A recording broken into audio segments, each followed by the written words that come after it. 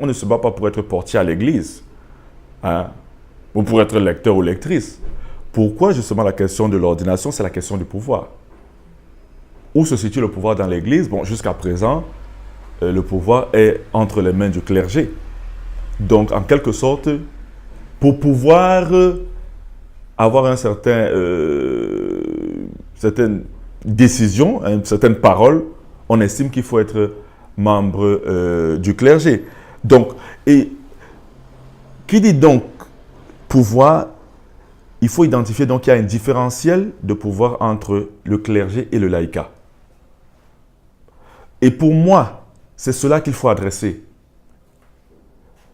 C'est essayer de communaliser ce pouvoir, de sortir de cette dimension hiérarchique et pyramidale pour avoir quelque chose de beaucoup plus consensuel, de beaucoup plus mutualisé.